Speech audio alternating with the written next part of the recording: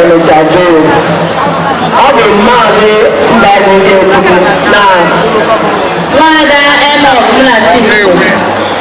were mere isiokwu anyị ji mere isi akụkọ.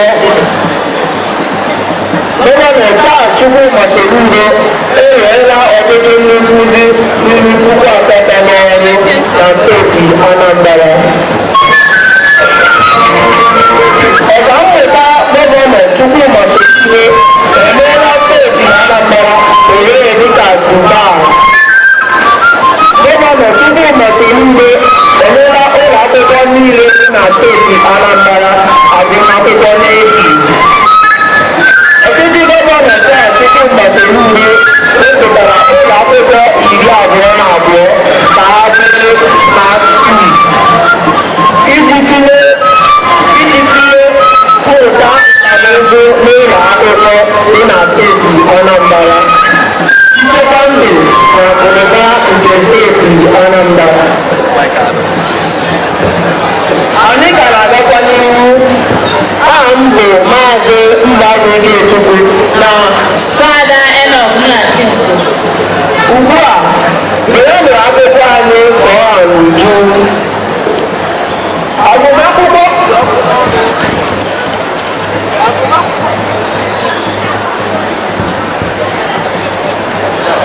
Agụmakwụkwọ kụzi ọkụ n'ọnụ n'ụlọ akwụkwọ dị iche iche site n'iwe ndị nkụzi ọhụrụ n'ọrụ. Aka na-achị steeti Anambra bụ Ọkammụta Gọvanọ Chukwuma Soludo, onye eji ọrụ aka were mara, ewerela ọtụtụ ndị nkụzi karịrị 8,000 n'ọnụọgụgụ n'ọrụ na steeti Anambra. Tupu enyere ndị nkụzi ndị a n'ọrụ, emechara ha nke ọma. A nyere ọtụtụ uwe dijitalụ dị na ya iji gosi na ihe a na-ekwu bụ ihe a na-eme. Aga n'ụlọ akwụkwọ dị na steeti Anambra, ndị nkụzi nọ na ha jeziri aja dị n'ala ma rutere ebe nta akara wee were ebe sekọndịrị okwu. Aka na-achị steeti Anambra bụ Ọrateobi emeela steeti Anambra ohere dịka Dubai site n'ịrụ ọtụtụ ụzọ aghara dị n'okpuru ọchịchị 21 ewere na steeti Anambra. Aga m akpọ ole ghara ibe ya. Ọrateobi bụ Ọkammụta Gọvanọ Chukwuma Soludo emeela ọtụtụ obodo ahụtara dịka mkpọmkpọ obodo, ọ dịka obodo oyibo. Ihe agba n'aka ejighị eme ya. Abịa n'obodo, o nweghị mpaghara dị n'okpuru ọchịchị dị na steeti Anambra ọ na-emetụghị aka. Ihe ọ rụrụ na steeti Anambra bụ ụra bịa lere. Ugbu a ka anyị n'aka ya.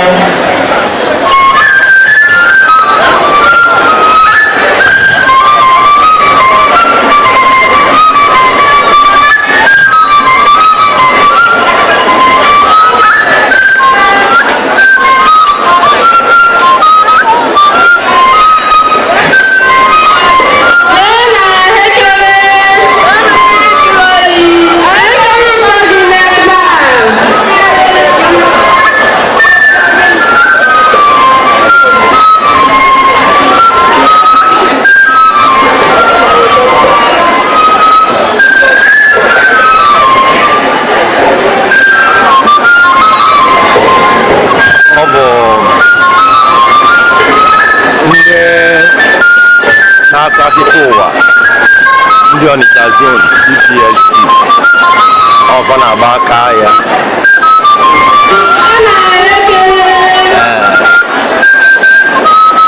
Ọ na-akpọ onye eji ego ka ọ bịa zụrụ.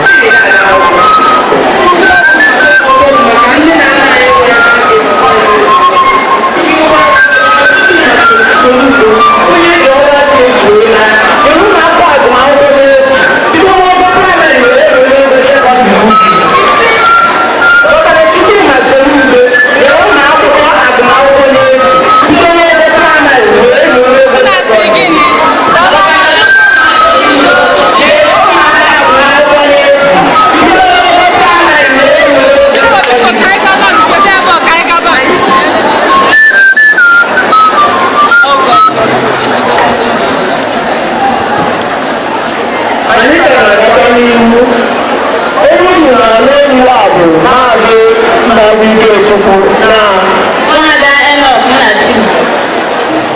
Gọvanọ na-achị steeti Anambra Ọkammụta Chukwuma Soludo enyela ụmụ akwụkwọ agụmakwụkwọ n'efu ndị n'ogo praịmarị wee n'ogo sekọndịrị ukwu. N'agbanyeghị nke a, ọ gbara mbọ hụ na eyinyere aka n'ugwu ede ọ kọrọ site n'inye ndị isi ụlọ akwụkwọ ego maka ihe ndị ọzọ na-enye aka na agụmakwụkwọ. Ka gọvanọ mesịrị anyị ndị a, o nyere ndị isi ụlọ akwụkwọ iwu ka ha ghara ịnapụ ndị nne na nna kobo na afọ site na agụmakwụkwọ ụmụ ha. Ọ sịrị na ha nwa napụ nne na nna kobo site n'agụmakwụkwọ ụmụ ha. Ya na onye isi ụlọ akwụkwọ ahụ na-eburu mbazi n'ala ma gbajie ya. Ọ gara n'ihu wee sị na ya achọghị ụmụaka na-ebugharị anya mbugharị n'oge ịma nkiri ha nọrọ ụlọ akwụkwọ agụ akwụkwọ. Anyị ga-ere arịọ ndị nne na nna na ndị nlekọta ụmụaka ka ha bidobe oge hapụ ụmụ ha ka ha gaa akwụkwọ n'ihi na enweghị onye ma isi ga-abụ eze echi. Ọchịchị gọvanọ Charles Chukwuma Soludo emelitela ụlọ akwụkwọ dị 22 n'ọnụọgụgụ ka ha bụrụ smart school iji tinye mmụta nka na ụzụ n'ụlọ akwụkwọ dị na steeti Anambra ma mekwa ka ọ dị elu.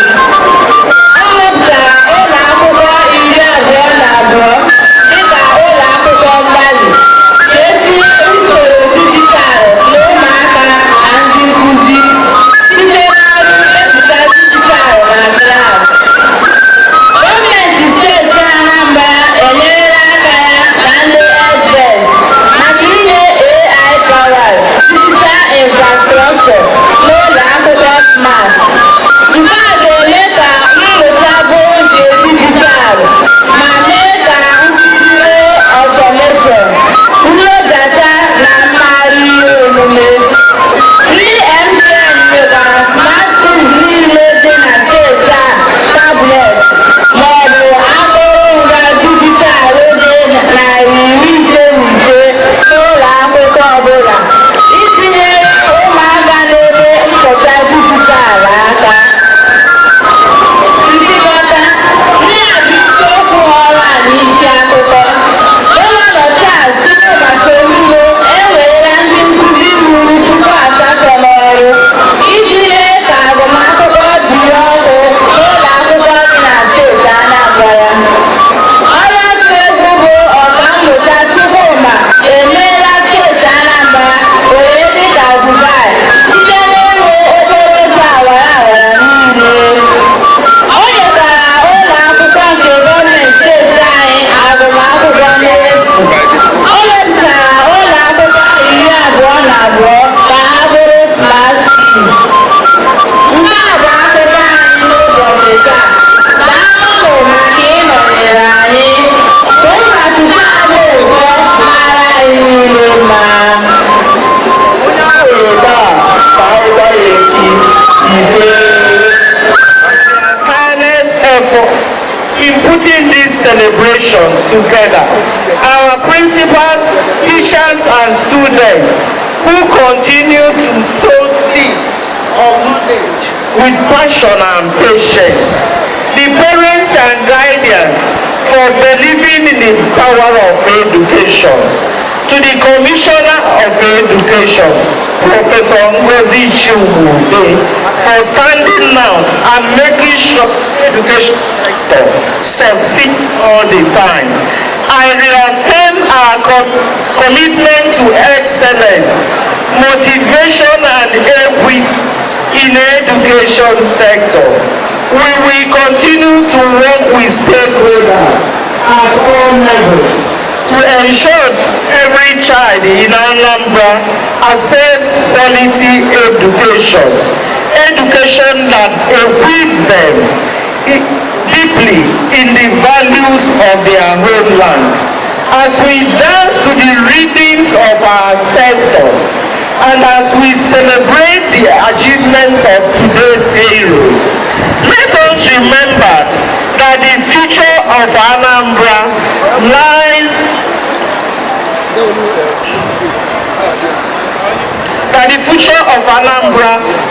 not in the hands of strangers, but in our hands and in the hands of these children who are seated here today. Let us continue to build a future where education uplifts, culture unites, and excellence defines all of us. Ndị Anambra, anyị ga-aga obere egwu a. Ndị Anambra jisienụ ike, ndewo. Ngara asị m ndewo. Ndị Anambra jisienụ ike, ndewo. Ka Chineke gozie anyị niile, ndewo. Ka Chineke gozie Anambra steeti, ndewo. Ka Chineke gozie gọvanọ anyị, ndewo.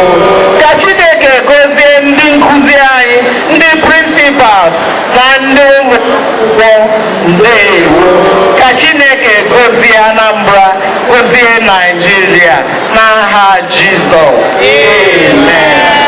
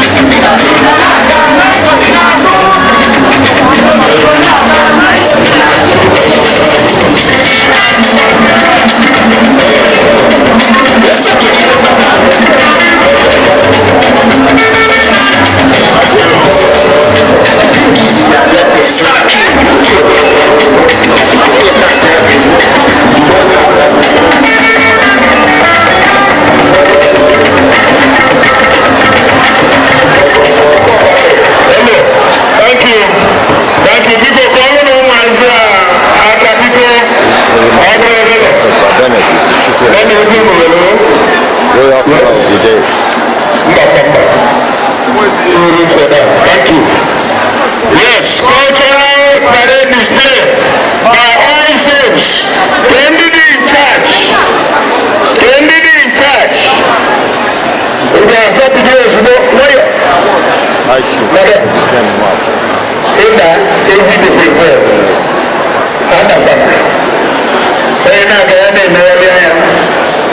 Yes. Cultural display. We have been done. It is Super World TV reporting from the QMS here of Anambra State capital city. The date is Wednesday, the 15th of October 2020.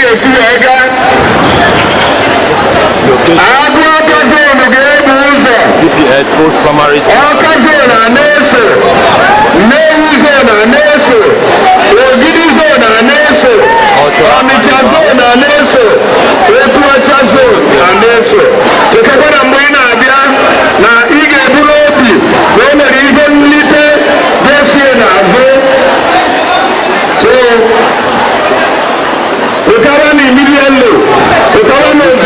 Casting Onitsha zone after the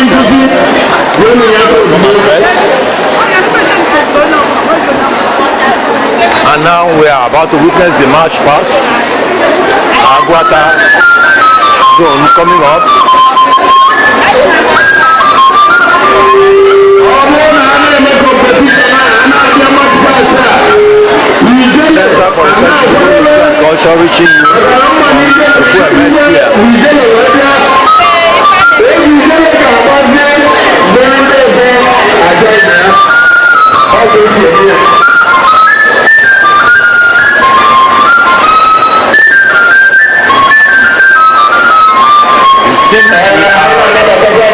This is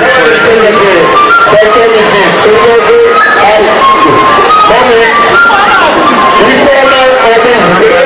primary school service commission has prepared a package and a treat for you, and we here at the Center for Research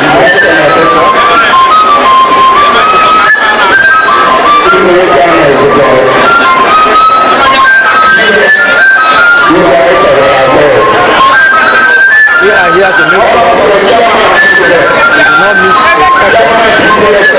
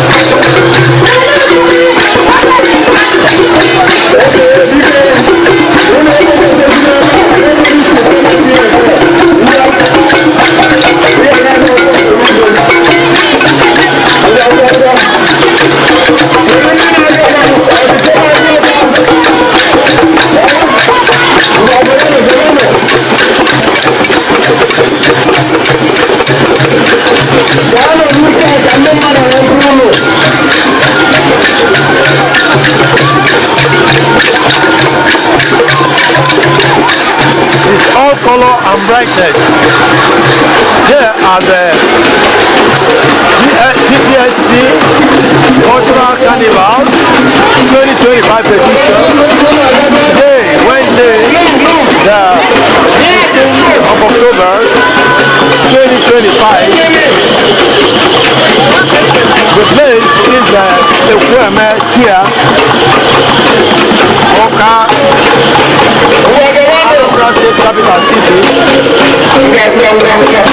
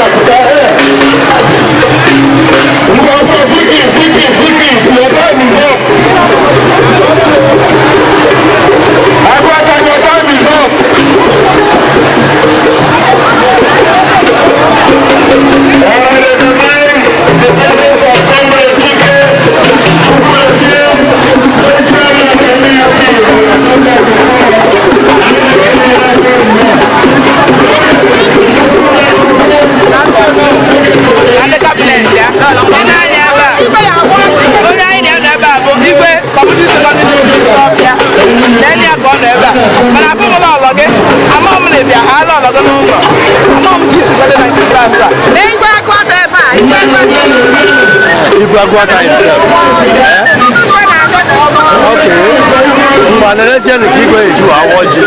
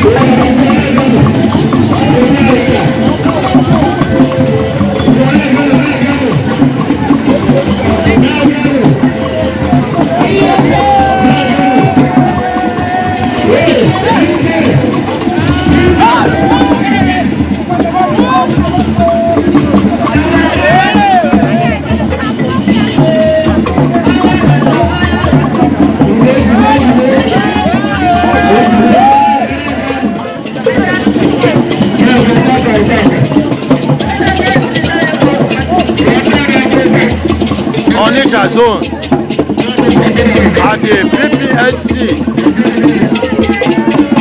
Cultural Carnival 2025 Ekweme Square, Wednesday 15th October 2025.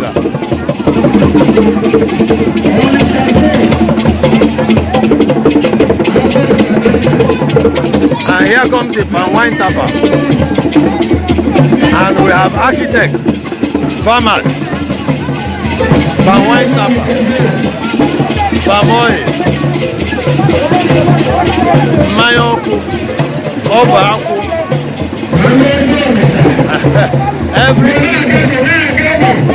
every skill. Onitsha also has banking, and that's a college there. And they are potato farmers and yam farmers and fishermen Access Bank.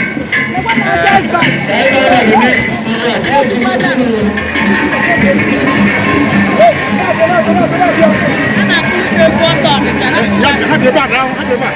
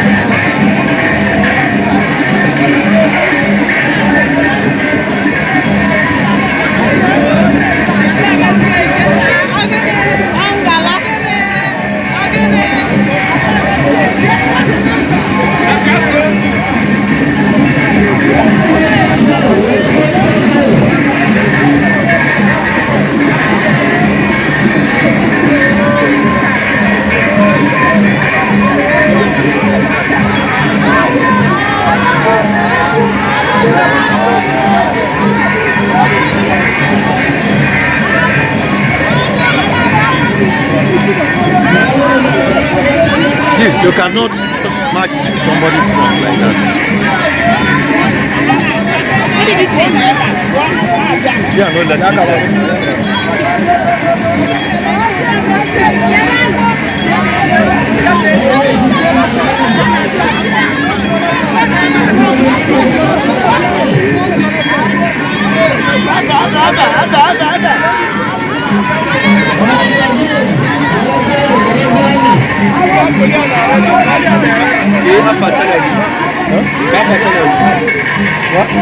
Your channel, what's the name of your channel? Okay, Center for Research in Igbo History and Culture. Center for Research in Igbo History and Culture. And then Bukawon TV. What will I type and see this video? Center for Research in Igbo History and Culture. Before it's looked at Center for Research.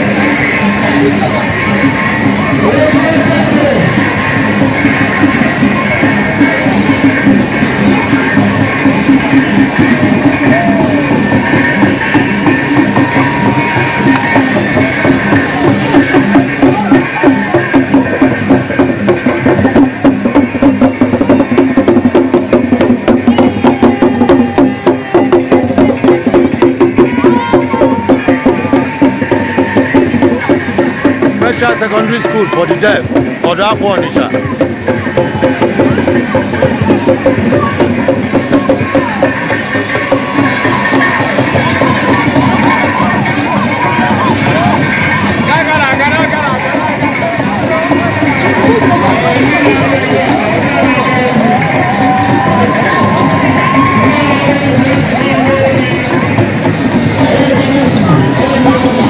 And here comes Coach Azim.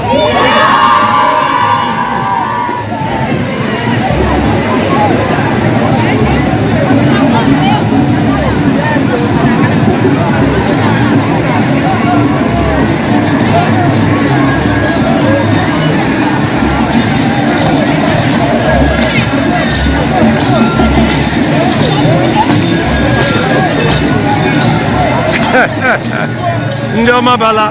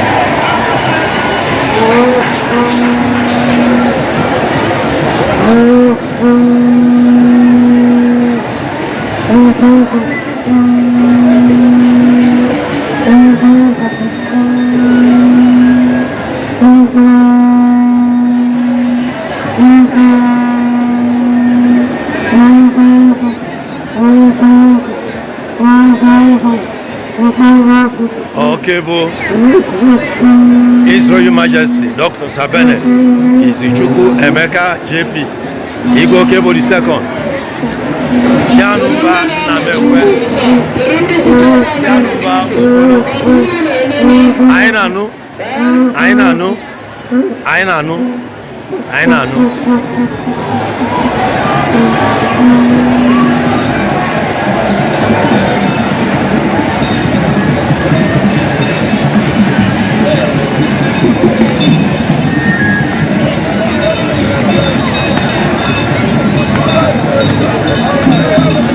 Otuocha zone here at the Post-Primary School Service Commission Cultural Carnival 2025 edition. Mvana akukwoku azu, mvana bubo, mvana aku azu na kolota, mvana anyubo na kolota. Azụ ndị otu ọcha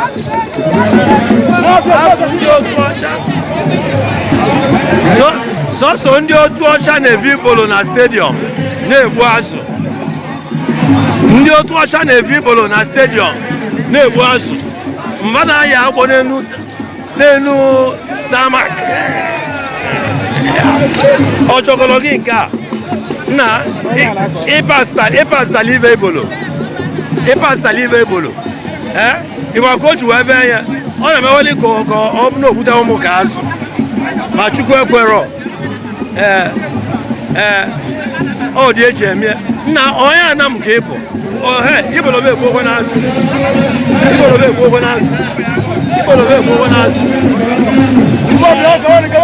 ndị ọma bala na ọgwụ azụ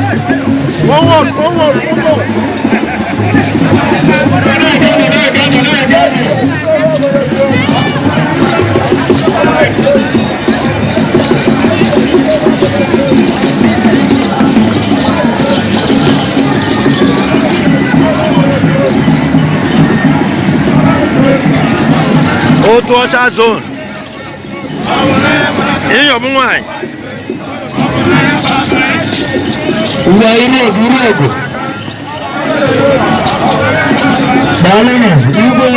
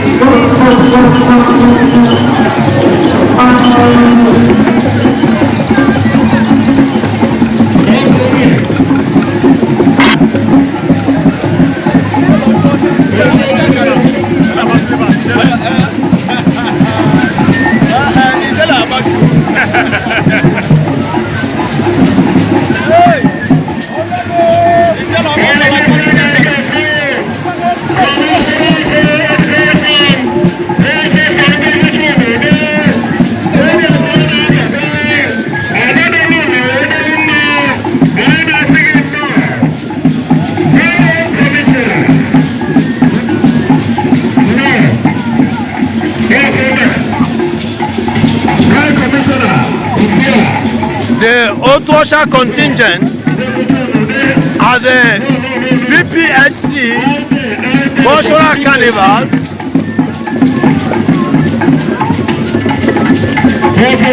Ekwueme Park, Awka Capital Territory, Anambra State. Yes. Wednesday,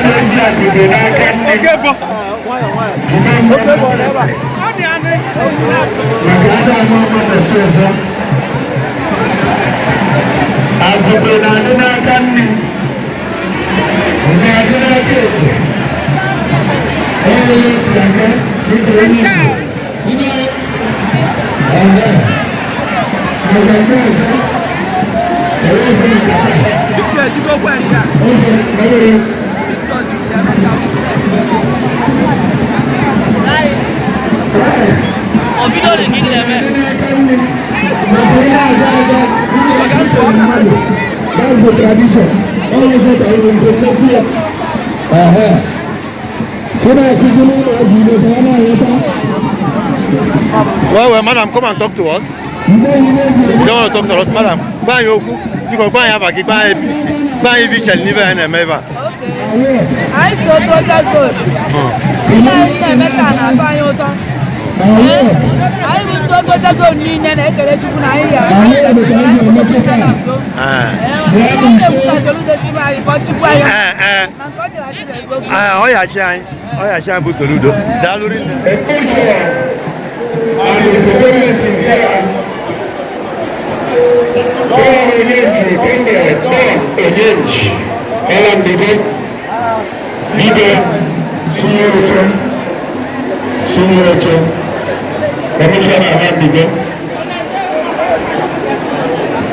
Commissioner for Culture and Tourism, Anambra State. Arriving at Ekweme Square for the PPSC Cultural Carnival. Today, Wednesday, the 15th of October, 2025.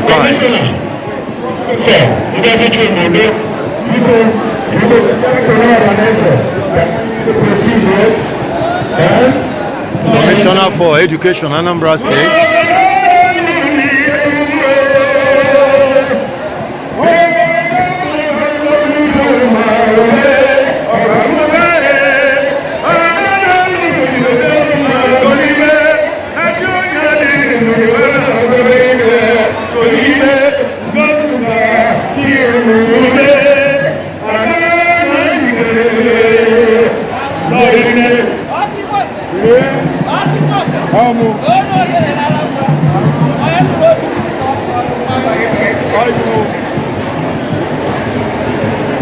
Chairman of the occasion, half man, half spirit.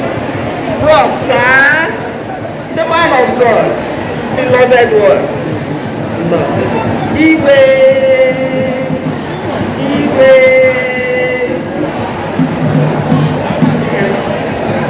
My own very honor. No. Chairman DPSS, Igwe Kwabagokwa Makao. And Chairman Asibel, I'm a neighbor. Asibel families, DPSS families, ndị be mmiri na-ebe, ndị nwe m na ndị ụlọ, ndị igwe ekele m ụlọ, ndị ichie ekele m ụlọ, ndị nne na nna ekele m ụlọ.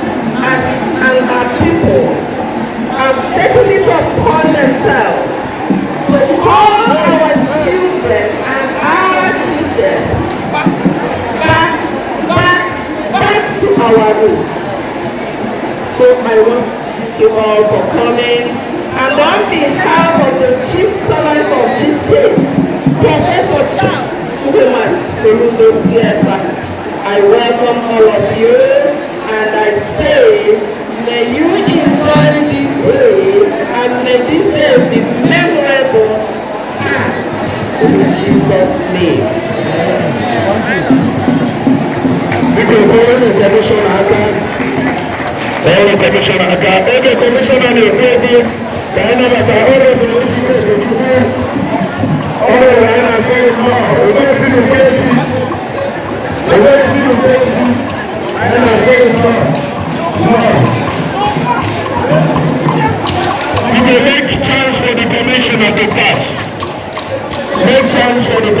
to pass. Because I got to say, my word, are you not ready? And with this, our word givers, are you not ready?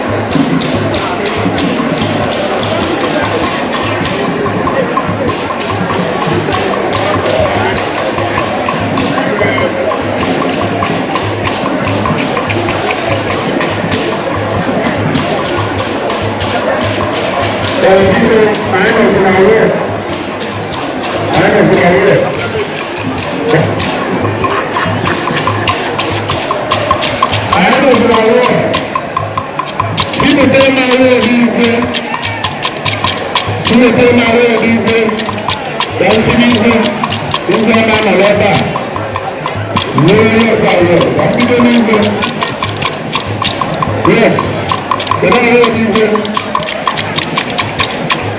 People, animal, everything, His Majesty, the table lady. Yes, sir. People,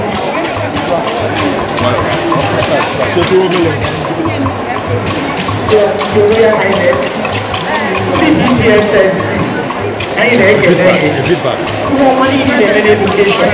School sign, they go to line. Then I go away to sign. I say, you can't sign. So now I need PPSS. I don't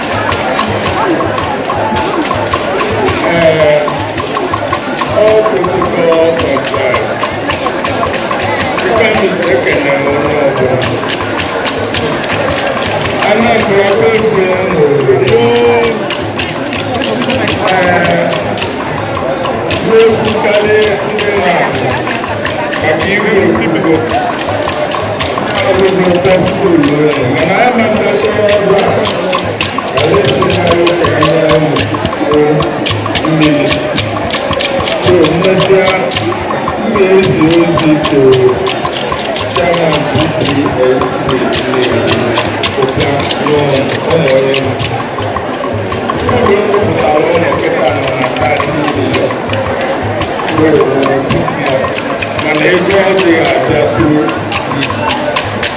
Chiamaka. Okay. Thank you. Agbẹnidẹ Nze Obi Chukwuma. Nze Obi Chukwuma. Ọdún ìṣòwò Nze Obi Chukwuma.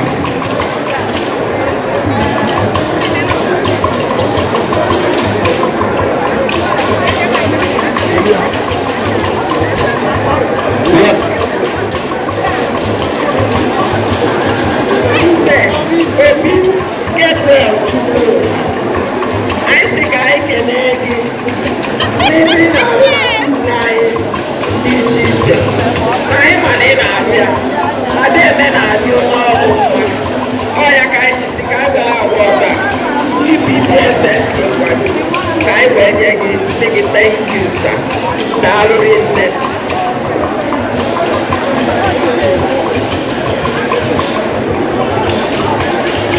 Congratulations, sir.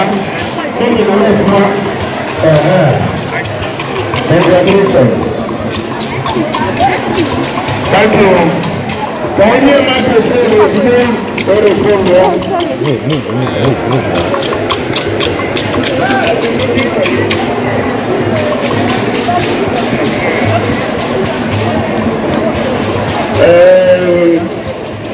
Honorable Commissioner, that I stand on the 16th protocol. For the award given No one Mochitola Anya is a Oji Choma. Maka on abroad. So, Mana, like he always say, appreciation of good work means more work. So now, more better. Adam is using. But I want to comment. Now you may the marvelous. The first time we are witnessing this kind of cultural revival, and for the organizers, I say kudos. Thank you. I remain blessed. A lot of display of our culture, so that should be encouraged. That should be sustained. Thank